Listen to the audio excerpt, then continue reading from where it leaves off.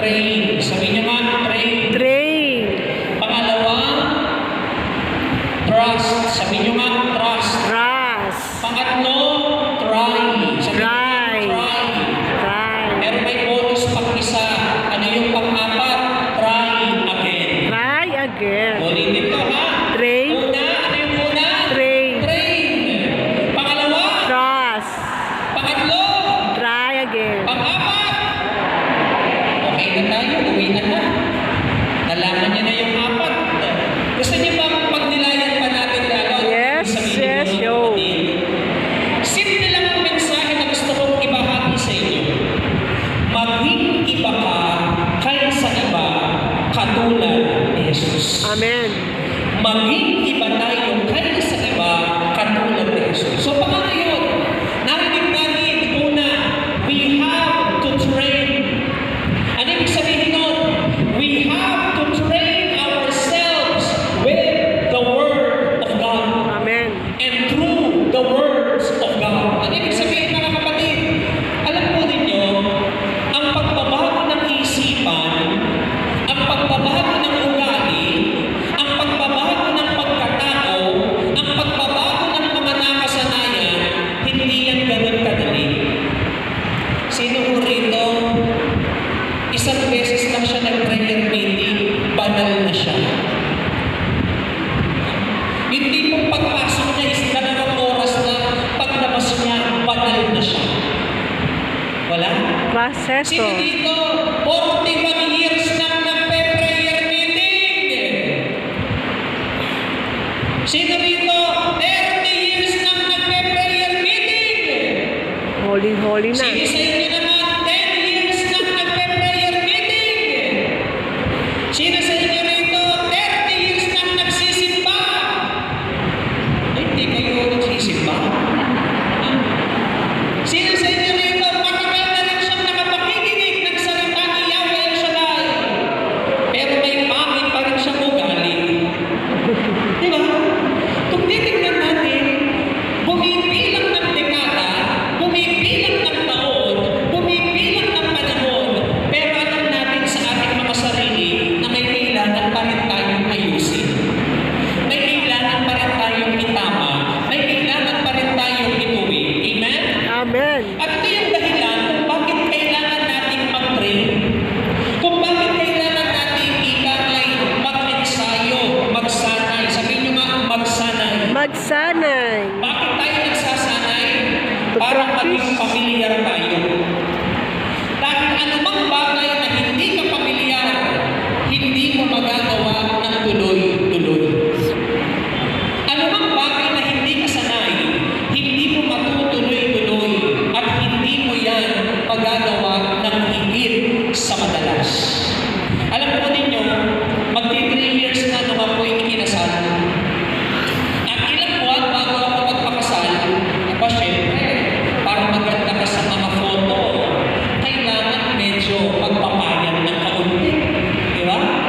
Kaya ako ngayon, kasama yung aming asawa, nag-gym kami. Nag-subscribe pa kami sa gym. Ako naman excited kasi bakit? Sabi ko, yung potential abs ko, magiging abs na talaga, hindi na lang potential. Kaya gym kami. Pagpasok ko sa gym, ang gusto ko agad mangyari, magbuhat ka agad ako ng mabigat. Pero hindi yung ginawa. Ano yung ginawa ng aming trainer? Mag-agad Tinuro mo. kami. Tinuro muna sa amin ano yung meron dito, ano yung meron doon. At pagkatapos na kami i-orient, pinagbuhat niya pa kami agad ng mabigat? Hindi rin. Pagkatapos na kami i-orient, tinanong niya muna kami, ano ba yung mga ginagawa namin bago kami mag-gym? At kung kaya ba namin itong mga gagawing exercise, itong mga training, ako medyo nagpapalakas sa kay misis lalo. Kaya anong sabi ko, kaya-kaya. Unang araw, ang gusto ko kagad, yung mabigat. Pero sabi sa akin, warm up muna sir, warm up. Ha? Susunod na linggo, sabi ko, kailan tayo magbubuhat? Ayun sir, magbubuhat na tayo. Mabigat mo ka ng mabigat-bigat. Ito na. Nung ako'y binigyan, hindi naman mabigat. Magaan na eh. Bigat na. napapatawag namin sa pangalan ni Lord. 1, kaya. 2, kaya. 3, kaya. 4, Lord. 5, Lord, help me. 6, Lord, help. Hindi ko natapos. Hanggang ilan? Hanggang 10. Nakailan? 5. Anong purpose ng training? Pina-familiarize ka. Sabihin mo nga sa katabi mo, be familiar. Be familiar. Abisan nyo. Be familiar. At pagka pinag-usapan natin mga kapatid, yung sinasabi ni San Pablo, para tayo makapagbago ng buhay, para maituwid natin yung ating pamumuhay kung ito man ay iko, para makapagbago tayo ng isipan, you need to be familiar with the Word of God. Amen. Kasi ako naniniwala ako sa salita ito. What you consume, you become familiar. Ano ibig sabihin nun? Anong pinapapasok mo sa iyong sistema, nagiging sanay ka unti-unti. Tama? Amen. What you consume, you don't only become familiar. What you consume, you imitate. Taas nga yung kamay na mahilig sa matatamis. Taas ang kamay. Diabetes. Taas ang kamay na mahilig naman sa karne. So halata ko na matanda na lahat ng pag-usap ko. Kasi di ba pagka tumatanda, puro gulay na, no? O taas ang kamay na mas gusto niya na ng gulay. Taas ang kamay. Dahil may maintenance na siya. Di ba? Pero yung kalakasan natin panay ang hirit natin, ano sabi natin? Kunti lang naman Nung hindi ka pa nag-metformin, aba, panay ka nag-sheplan. Nung hindi ka pa nagsisimpastatin, panay ka lamang loob. O pero ngayon, dahil nasanay ka sa kakakain na hindi tama, anong nangyari sa katawan? Nasira. Tama? Amen. Kaya ngayon, yung mga kumakain na ng gulay, kahit alam mo naman, hindi naman talaga masarap ang gulay, sinasabi mo na lang, masarap! Tama? Eh bakit mo na nasasabi masarap? Kasi you are already familiar. Tama? Pero hindi mo lang nagagaya yung bagay na nasasanay ka, nagiging ikaw yung bagay na nakakasanayan mo. Amen. Naniniwala kayo ron? Amen. Halimbawa, nasanay kang ang kasama mo puro negatibo. Napapansin ninyo, nagiging negatibo ka rin. Halimbawa, nasanay ka na ang mga kasama mo, mga chismosa sa umaga, chismosa sa tanghali, chismosa bago matulog. Anong nangyayari sa atin? Mosa. Okay na niyo, alam ninyo. Pero pagka nasanay kang nakikinig ng mga bagay na magaganda, mga bagay na positibo, mga bagay na nakapagpapalakas, anong nangyayari sa atin? Hindi ko rin. Lumalakas, nagiging positibo, nahuhubog ang pananampalataya kay Yahweh El Shaddai. Amen. Amen? Kaya sabihin mo sa katabi mo, train with the Word of God. The Word of God. Alam po ninyo, sabi ng salita ng Diyos, sabi sa isa sa mga sulat ni San Pablo kay Timoteo, unang sulat, kabanata 3, talata 17, sabi dito, ang lahat ng kasulatan, kabanata, talata 16 hanggang 17, ang lahat ng kasulatan ay kinasihan ng Diyos at kapakipakinabang sa pagtuturo ng katotohanan. Sabi nyo ang pagtuturo. Pagtuturo.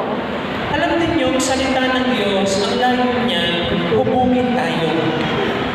Nang sa gayon, pag tayo'y tuloy-tuloy na nagpapahubog sa salita ng Diyos, tuloy-tuloy rin nagbabago ang mga dapat magbago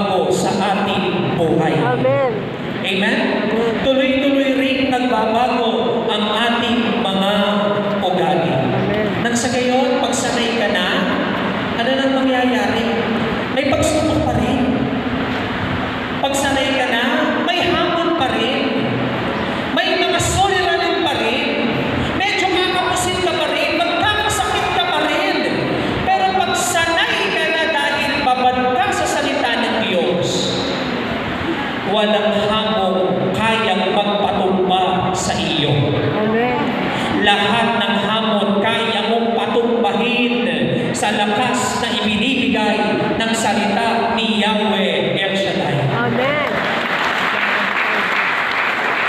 Ngayon, bibigyan ko kayo ng kwento sa Lumang Tipan. Alam niyo sa Lumang Tipan, partikular sa aklat ni Daniel, isa sa mga ehemplo na pwede natin gayahin si Daniel at yung kanyang tatlong kaibigan. Sa paanong paraan? Si Daniel at yung kanyang tatlong kaibigan sa Kabanata 1 at sa mga sumusunod ng aklat ni Daniel, sila po ay namuhay sa panahon ng mga Babylonians. Ano ibig sabihin ng mga Babylonians? Mahilig sa baboy. Hindi. Mga Babylonian, sila ay galing sa Babylonian Empire. At dahil nasakop nila yung bayang Israel, kinuha nilang alipin yung mga Israelita. Ngayon sila Daniel, wala sila sa kanilang tirahan. Nandoon sila sa tirahan ng mga nang-aalipin sa kanila. At syempre, pag alipin ka, anong meron ka? Wala. Pag alipin ka, anong gagawin mo? Sumunod lang. Pero si Daniel at yung kanyang tatlong kaibigan, iba. Sabihin nyo nga, iba. Iba. Lakasan nyo. Iba. Lakasan nyo. Gusto nyo malaman kung paano sila ay iba? Sinong gustong makaalam? Taas ang kamay. Woo! Dahil sila'y nandoon sa lupang iyon, pilit silang iniimpluwensyahan ng hari. Sa paanong paraan silang iniimpluwensyahan? Unang pamamaraan, pinalitan ang pangalan nila. Ulitin ko ha, pinalitan ang pangalan nila. Ano ibig sabihin ko, brother? Si Daniel, pinangalanan siyang Belshazzar. Yung kanyang mga kaibigan na si Hananiah, pinangalanan si Shadrach. Yung isa pa niyang kakilala, si Mishael, pinangalanan Meshach. Yung isa pa na si Azariah, pinangalanan Abednego. Brother, ano namang masama ron? Tanungin niyo ako ng malakas, Ano? malaki? Bakit? Yung mga pangalan ibinigay sa kanila ay pangalan ng mga Diyos-Diyosan sa Babylonia. Na parang bagang binabago yung kanilang identity. Ngayon mo, sa panahon natin ngayon, puso yan. Bakit? Ngayon ang mga kabataan, lalo na sa province namin, tanungin niyo ako saan? Saan? Sa United States of America. Wow.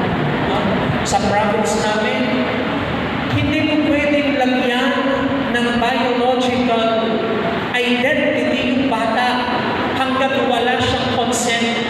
Hindi mo pwedeng sabihin male. Hindi mo pwedeng ilagay female. Hindi mo pwedeng i-brand boy. Hindi mo pwedeng sabihin girl. Bakit? Para sa Dahil daw mag-decide. ang kanilang kasarian, sila ang pipili. Merong isa, ang sabi niya, I don't feel like I am a boy.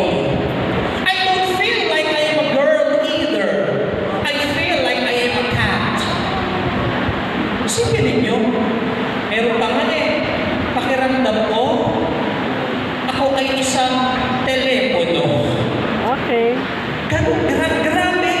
Pinapalitan yung ating kasinuhan at ganun yung nangyari kay Daniel. Pero nang nangyari, dahil alam niya ang kanyang pinaninindigan, hindi siya bumigay. Amen. Pinanghawakan niya ang salita ng Diyos na kanyang naririnig unang-una pa man. Amen? Amen.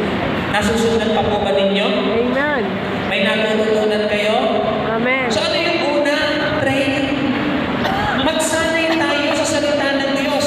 Sino po rito medyo bago-bago pa sa community? Pag sinabing bago pa, mga less than a year pa lang or less than 2 years pa lang sa El Shaddai. Taas nga po ang kamay kung meron mo.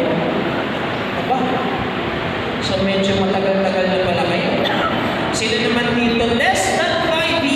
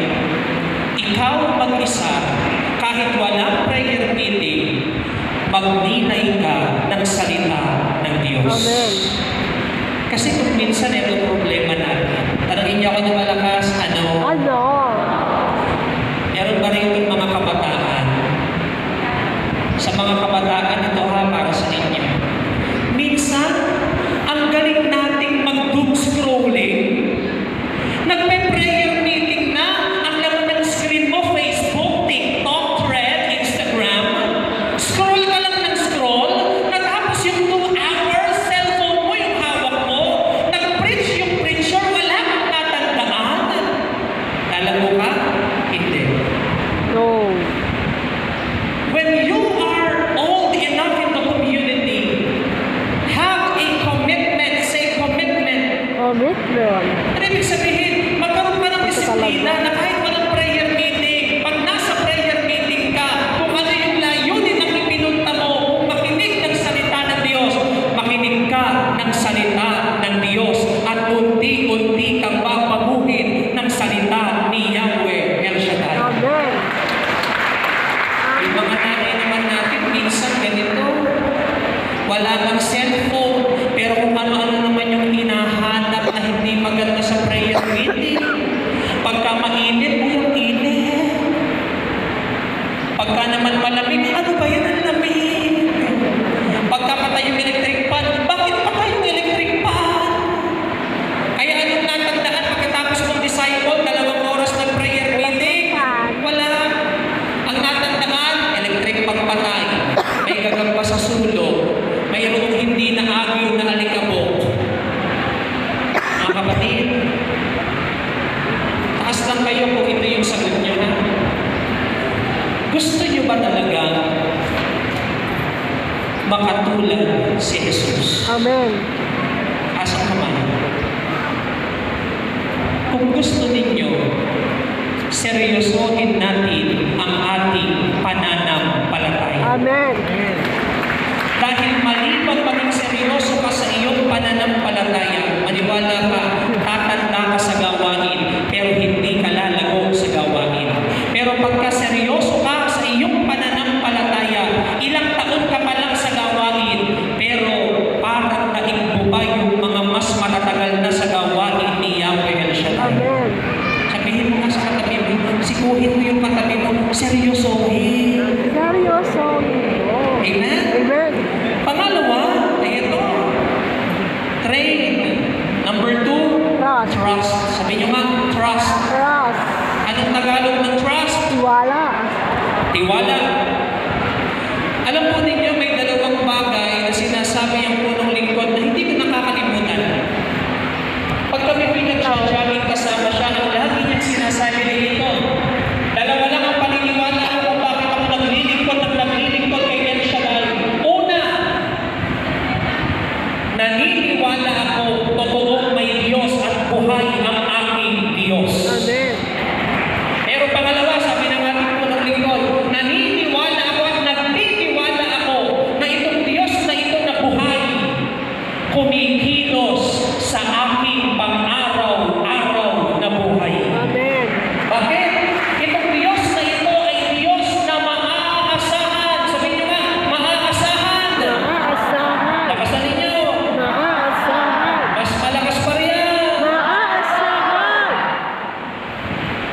Balik tayo doon kay na Daniel. Eto na. Pilit silang ini-influensya ka. Kaya yung hari, nagpatayo ngayon ng 90 feet na estatwang ginto. At nagbigay siya ng utos at nagsabi niya sa kanyang utos, lahat ng mga mamamayan ng Babylonia kasama ang mga Hudyo, sasamba kayo at iyuyukod kayo sa estatwang gintong ito. Pero yung 3 kaibigan ni Daniel, hindi sumamba. Bakit? Hindi yun si Joel. Kaya yung sabi ng hari, bakit hindi kayo sumusunod sa utos ko? Bakit sumusuway kayo? Ano sabi ng mga magkakaibigan na ito? Kami man po ay hindi namin kailangan sumagot sa inyong katanungan. Pero kami man ay ilagay ninyo sa naglalagablab na apoy. Hindi kami yuyukod. Naniniwala kaming ililigtas kami ng aming Diyos. Pero ito pa, tanongin niyo ako ng malakas, ano pa? Ano pa? Dito ko naman eh. Pero hindi man kami iligtas ng aming Diyos, hindi kami yuyukod sa estatwang ginto. Sabihin niyo nga ulit, tiwala. Tiwala. Taas nga yung kamay na may tiwala talaga siya sa Diyos. Sigurado kayo? Amen. Well, Di nga. sure? Sure. Talaga? Yes. So hindi ka nag-aalala. Amen. Hindi ka na natatakot. Amen. Parang nanghihina yata ang sagot. Kasi alam po ninyo, hindi lahat ng nagsasabing may tiwala siya sa Diyos, may tiwala talagang malalim sa Diyos. Yes. Bakit? Madaling pagtiwalaan ng Diyos at madaling sabihin, our God is a God that provides. Kapag ka ipinoprovide niya yung kailangan mo. Amen? Amen. Madaling sabihin ang ipangalagdakan, umawit ka. Our God is a God that heals. Pagkat gumaling ka sa karamdaman mo. Amen? Amen. Madaling sabihin, our God is an almighty, powerful, miraculous God. Pagka nakararanas tayo ng himala. Amen? Amen. Pero ito ang aking tanong. Sagot mo kayo ha? Pagka ba nagkukulang ka na, si Yahweh El Shaddai, great provider pa rin. Yes, yes, sure. Yes, yes, sure. Bagsak ako. Yes. Ulitin ko. Pagka ba nagkukulang ka na, masasabi mo pa rin bang si Yahweh El Shaddai, great provider? Yes. Patay talaga. By faith. Yes. Pagka ba may sakit ka, hindi ka pa gumagaling o hindi ka talaga gumaling, masasabi mo pa rin ba our God is a great healer? Yes, Lord. Pagka ba may problema sa pamilya at hindi na aayos, masasabi mo pa rin ba na ang ating Diyos is a Prince of Peace? Yes. Sabi niya eh. Pagka ba hindi mo tinanggap yung himala, kaya mo pa rin pang isigaw, our God is a God of miracle. Yes. Patay lalo. Yes. Amen. Aray ko. Kasi alam po ninyo, ang totoong tiwala nanggagaling at ipinapahayag ng isang tao, mangyari man o hindi mangyari yung gusto niya kay Yahweh El Shaddai. Amen. Ang totoong tiwala ay pagsasabi, Lord, nagkukulang man ako, nananalig akong ikaw ang aking taga-provide. Ang pagtitiwala ay nagsasabi, Lord, may sakit pa man ako, pero sinasabi ko, Lord, ikaw ang Diyos na nagpapagaling. Yun yung tiwala. At may isa pang tawag sa tiwala, tanongin niyo ako ng malakas, ano? Ano? Surrender. Surrender. A deep trust is a trust that knows how and when and to whom to surrender. Amen. Sabihin mo sa katabi mo, tiwala. Tiwala. Sabihin mo, trust. Trust. Pangatlo, at dito tayo magtatapos. Try again. Try. Try. Sabihin nyo nga, try. Try. Ano yung itatry namin, brother? Alam po Tiwala. ninyo, tapos na yung mga panahon na ang salita ng Diyos ay masarap lang pakinggan. Kaya tayo bumabalik dito. Totoo naman masarap makinig ng salita ng Diyos. At kung minsan may mga salita ng Diyos tayong naririnig, para bagang kinikiliti ka. Tama? Yes.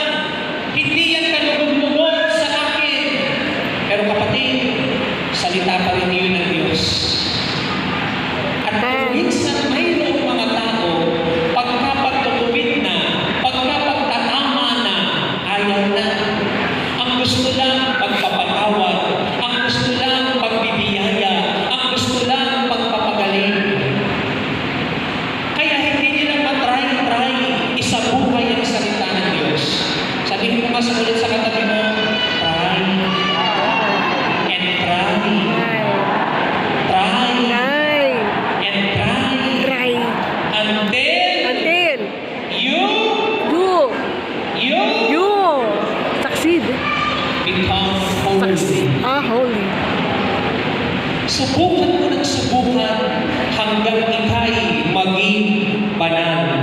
Subukan mo ng subukan hanggang maging kawangis mo si Yahweh El Shaddai. Amen. Amen? Amen. Tayo ho tayong lahat. Tayo lahat. At salamat po sa Diyos kasi pangalawang beses ko palang mapunta dito. Lalong salamat sa Diyos na hindi ko kayo personal na kilala. Mas makapagsasalita ko sa inyo ng katotohanan kung kinakailangan. Taas na ulit yung kamay na seryoso siya. Wala pa. Yung seryoso talaga siya maging ibang-iba kaysa iba.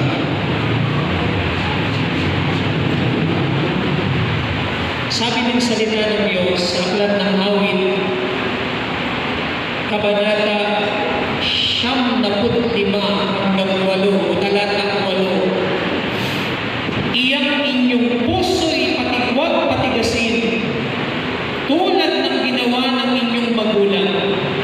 Pakinggan ninyo ang salita ng Diyos at sundin, pag inyong ito'y narinig.